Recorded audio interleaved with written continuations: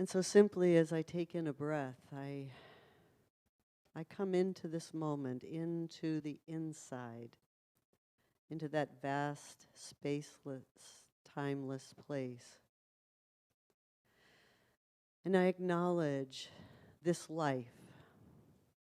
It is one life that is living all. It is the source of all creation. All in the world is springing forth from it, made of it.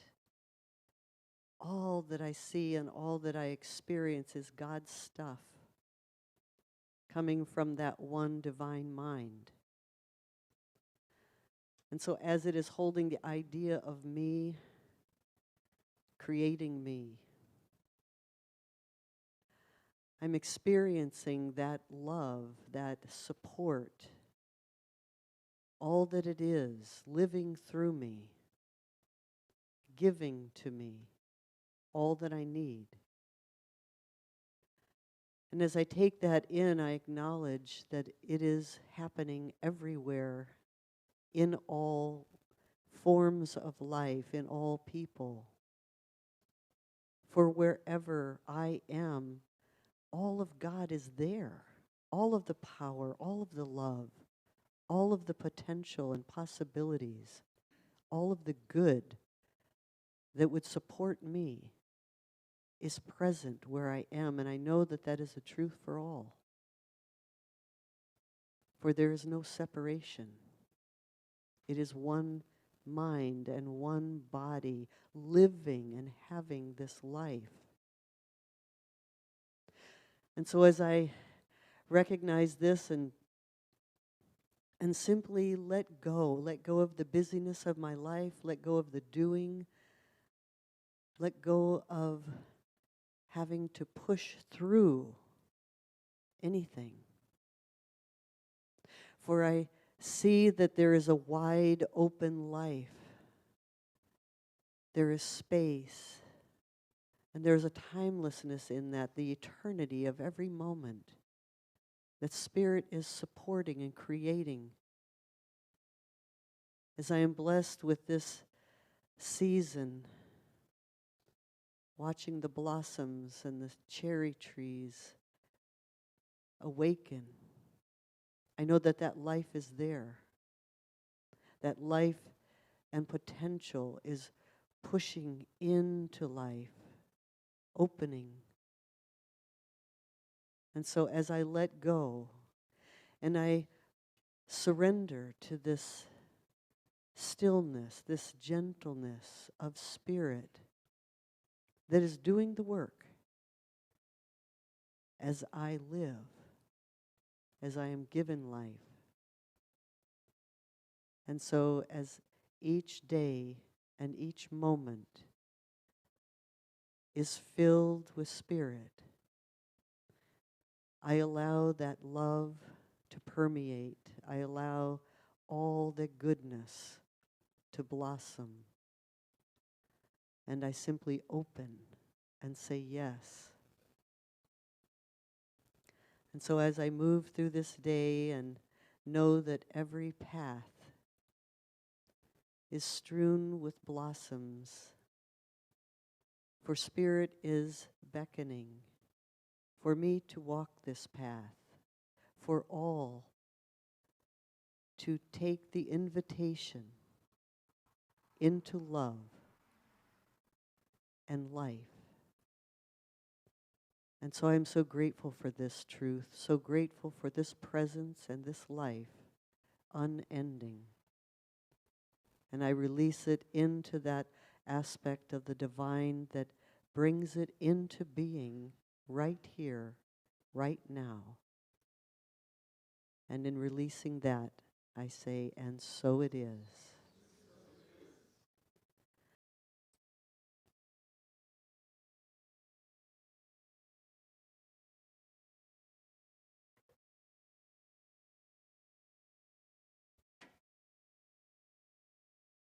So we're working on the idea of a grand rising, letting something rise through us, as us, that we haven't seen before in our lives. How many of you would like to have a life that's risen and expanded and greater than it was at the beginning of the year? Yeah? Good, me too. And so this month we're looking at the idea of giant gentleness and giant powerfulness. And our talk today is show your gentleness. Show your gentleness. We all have a gentleness within us, yes? Most of the time we're scared to let it out. But so today we're going to be showing your gentleness. And we don't tend to put gentleness together with powerfulness, and yet each truly comes from the other. If you're familiar with the what's known as the yin-yang symbol, the official title is the Dai-Ji symbol, there's a yin and a yang, and each arises from the other. The activity arises from the inactivity, and vice versa. And so the gentleness and the power arise from each other. And so that as we open in our gentleness, we allow the power that's already flowing within us, this infinite power, presence, life, energy, to flow with us. If we're not being gentle with ourselves or the world, we tend to constrict and we tend to hold it back. And so we're opening to that flow of the divine power, the divine energy within us. And we oftentimes confuse gentleness for weakness. Nobody wants to be weak, except sometimes we are, yes? You know, right now I've been dealing, as some of you know, for about 3 weeks with allergies, and sometimes it's like I feel really weak in my inability to get over this. I keep telling my body, you know, God is not allergic to itself, and since there's only God, you know, I should not be, did you get that? Allergic to anything.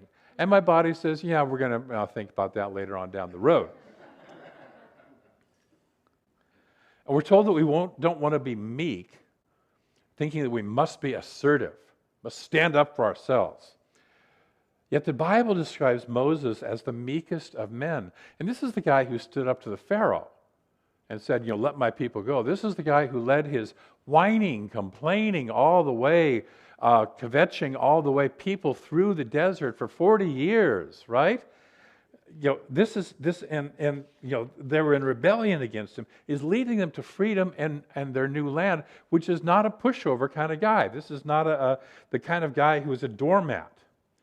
Jesus later used the same word to say, blessed are the meek, for they shall inherit the earth. And we don't understand what meek means in that context, and what meekness is, this gentleness really is talking about an inner state of opening to that power, opening to that presence. It's an inner state where we're at peace.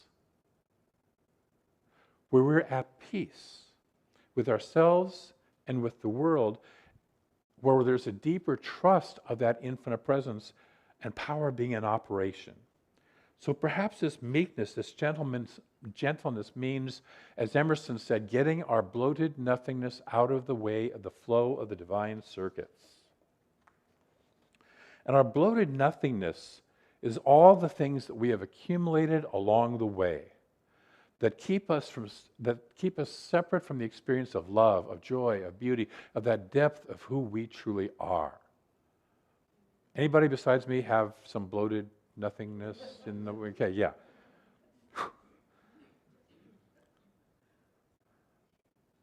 Ernest Holmes describes this bloated nothingness as kind of 3 aspects. The veil of the flesh, which is just our human bodies, our human existence, oftentimes gets in the way, like my allergies are right now. You know, oftentimes gets in the way of our feeling that full freeness, that full expression of our divinity.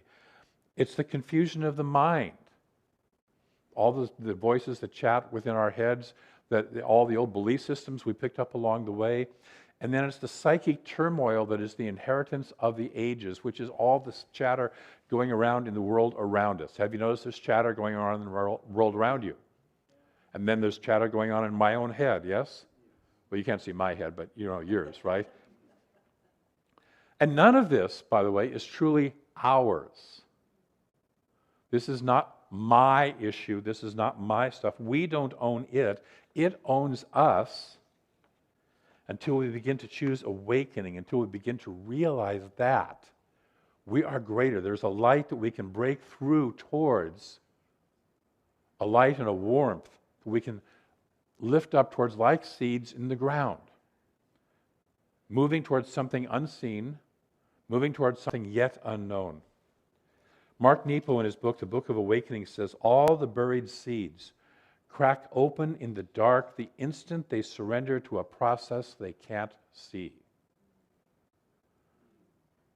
That seed within us cracks open when we surrender to a process that we can't see, and yet which is happening.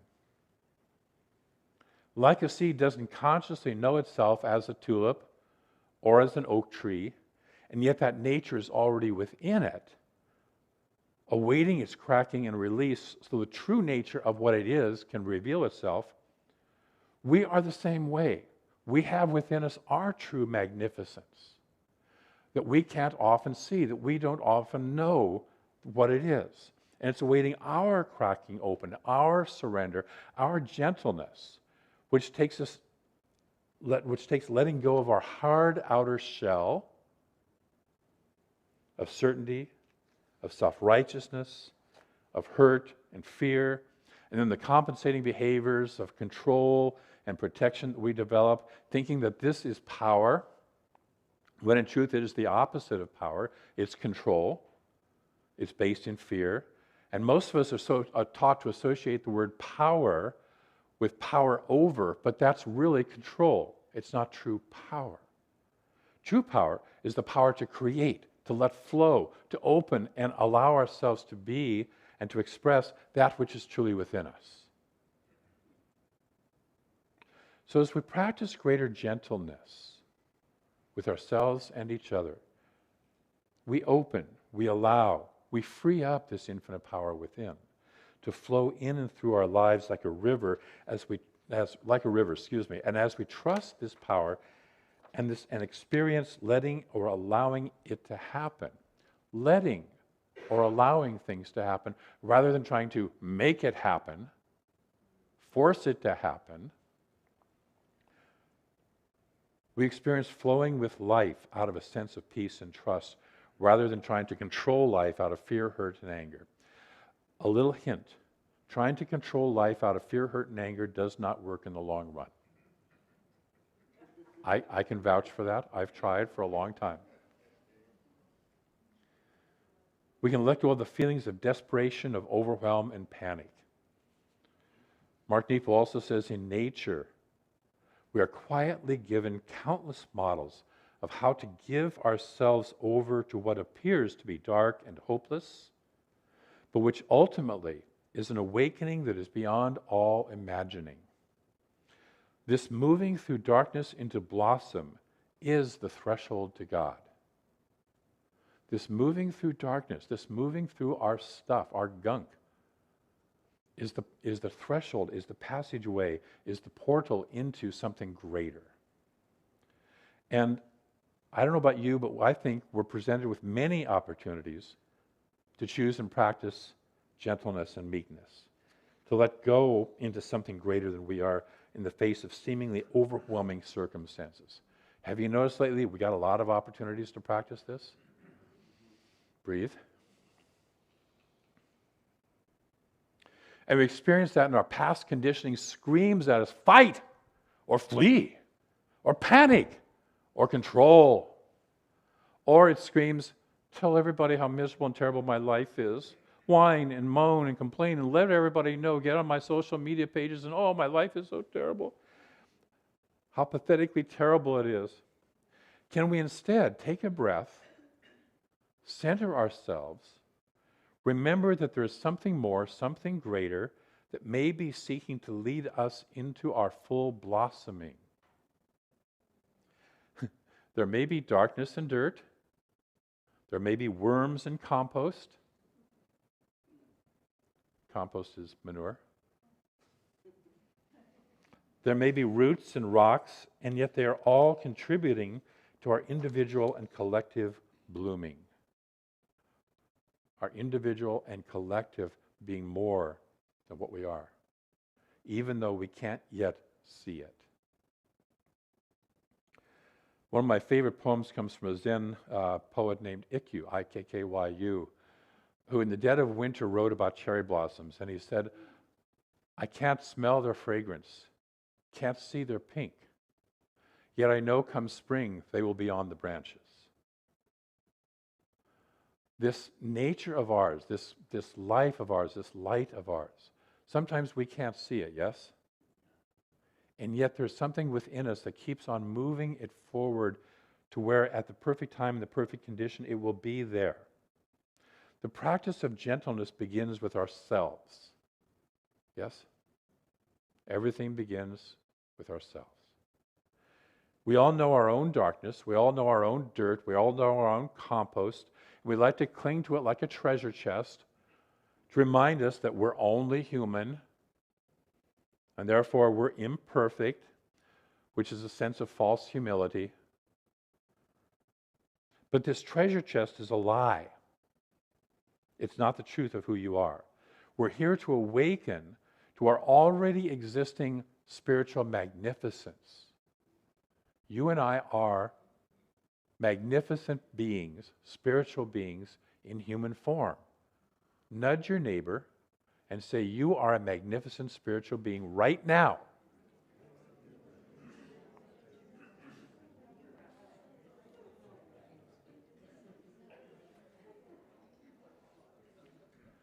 We're not here to just see that in a God out there or somewhere in the future. We are God in expression. We are the Word made flesh. Breathe that in for a moment. You're it. Thousands of years of misunderstanding and the conditioning that arises out of that misunderstanding have convinced us of our unworthiness, but that's BS. For those who are new, that means belief system, as well as the other thing. That's like a tulip bulb sitting there saying, oh, look at me, I'm just a messy little bulb, my skin falls off, and let alone here in the cold, dank darkness, and nothing good can come of me. I have no beauty and no purpose within me. If you heard a tulip bulb talking like that, first of all, you might want to see a therapist, but secondly, or you're very empathic, but if you heard a tulip bulb talking that way, you might try to convince it otherwise, because you and I know of the beauty that it really is going to reveal, even if it's stuck in the middle of not there yet.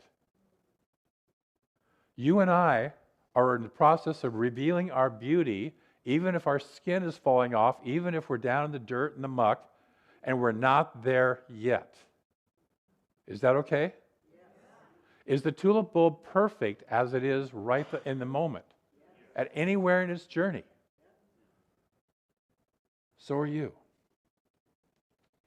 There's a magnificent beauty within that tulip bulb and within us that will burst forth in the right time and in the right conditions, not through doing things right or controlling conditions, but because that's its nature, and likewise it's our nature to allow ourselves to bloom, to blossom, and to be blossomed, if you will. You and I don't have to make it happen. We have the ability, because we're conscious beings, to delay the process. How many of you know that at some point in your life you're kind of done stuff to delay your blooming, you know? But each of us will bloom into our magnificence when the time and the conditions are right. We delay this blooming with self-blame, with self-guilt, with shame and all that stuff, with telling ourselves how messed up we are, with being mean to ourselves. Let it go. Let it go. You don't need to carry that anymore. Gentleness doesn't mean a free pass to act out. It requires awareness, it requires compassion, it requires gratitude on our part. Can I be grateful for who I am right now? With all of my warts and my list of things that I shouldn't. Can we be grateful for who and where we are on our journey? It takes letting go of the lists of all the ways that we've failed in life. How many of you know that you carry around a little list of, you've got this, yeah, right, you know? Some of us are lovely list makers who just love to make lists, and we can do that in our minds. It takes letting go of the list and start loving ourselves as we currently are for the beauty inherent within us right now. Not when we fill in the blank, now. Will you love yourself for how beautiful, how magnificent you are now? Yesterday in our Ernest at Asilomar study group, we talked about the exaltation of the presence. And Ernest Holmes is the founder of this teaching, just for those who are new. Ernest talked about the difference between worship, which he defined as being to something, for something, and about something that is separate from us, something that is out there, in other words,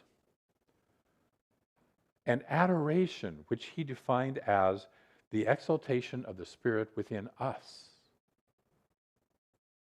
The exaltation, the love, the adoration of the Spirit that is within each of us, within you, within me. You know, spiritual teacher Louise Hay suggested a practice of standing naked in front of a full-length mirror, looking at ourselves, our whole selves, and saying, I love you.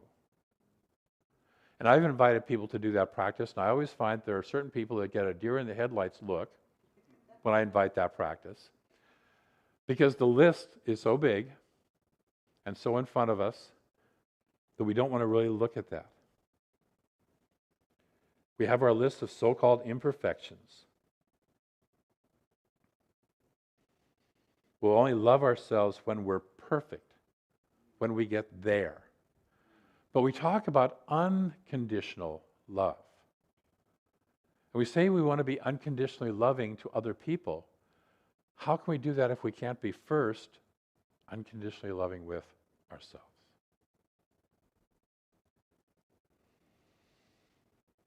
So Ernest might suggest standing in front of that same mirror, which is the mirror of life, and saying to the Spirit within us and as us, I adore you.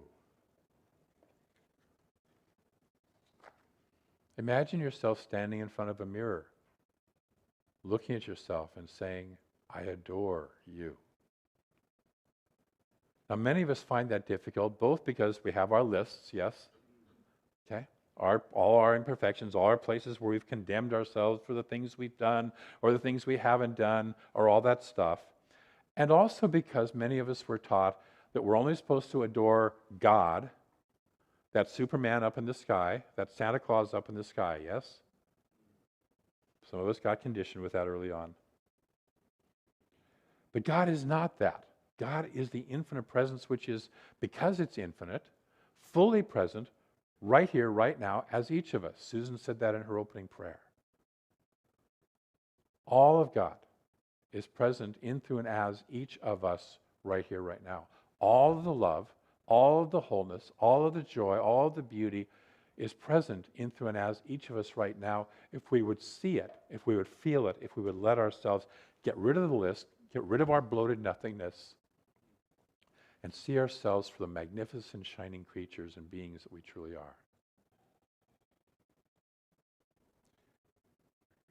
Because it's everywhere present, it must be present as you and me. Adoring our God nature, our own God nature, is the meekest thing, the gentlest thing we can do.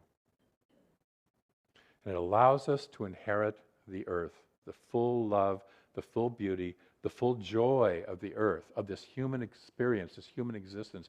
We're not here for punishment. We're not here to earn our way back to somebody, who kicked us out. We're here to have fun. As one of my teachers used to say, this is the party planet and you can sign me up for that. As another of my friends, minister, wrote a book, Show God a Good Time. We're here as God. Show God a good time. Yes? Breathe.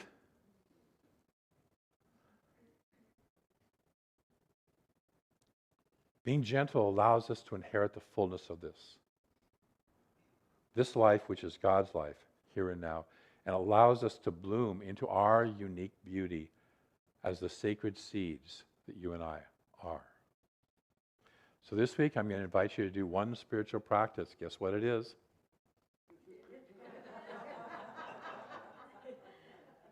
Notice just your reaction. I invite you this week to take a moment to stand naked in front of a full-length mirror and look at yourself and say, I adore you. Are you good for that? I want you to especially You know, I actually do this, the practice of I love you in the mirror every, once in a while in the morning. Actually, I do it every day in the morning. And I usually do it first thing. And so I've got bed hair. I use a sleep apnea machine, so I've got face mask face, the little impressions for it. I have a little more fat hanging over than I used to have when I was, 20 or 30 years older. And so I look at certain parts of that and I go, and I love you. So I invite you to, wherever it is that you have this dysfunction, the parts that are sagging or wrinkly or whatever, and the parts that are invisibly not perfect in your mind, to look at that and say, I love you. I adore you. Because this is all part of the process of opening up to the blossom and the beauty that you are. Are you willing to do that this week? Great. I invite you to put that into practice in a little way right now, to look at somebody next to you and say, and I want, hang on before you start this, and say, I adore you. And I want you to say it to them, and the other person who's receiving it, receive it. And then say it back and take the time to receive it. So you're not both saying it simultaneously at the same time and drowning out each other, but to speak it and receive it. Take a moment to do that with somebody who's nearby you. I adore you.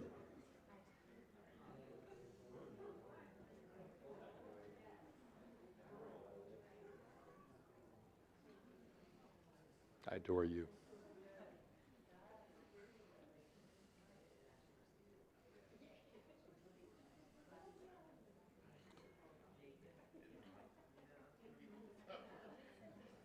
Does that feel good?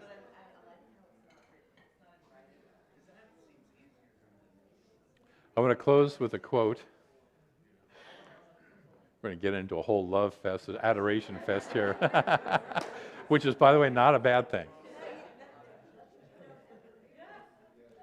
This is one more quote from Mark Nepo, who said, as a seed buried in the earth cannot imagine itself as an orchid or a hyacinth, neither can a heart packed with hurt imagine itself loved or at peace. The courage of the seed is that, once cracking, it cracks all the way. See, until the seed cracks open, it can't reveal the beauty that it truly has within it. I invite you this week to crack open. We have an affirmation. Say this with me. I let my gentleness reveal my giant self. One more time. I let my gentleness reveal my giant self. And so it is. We have some wonderful music.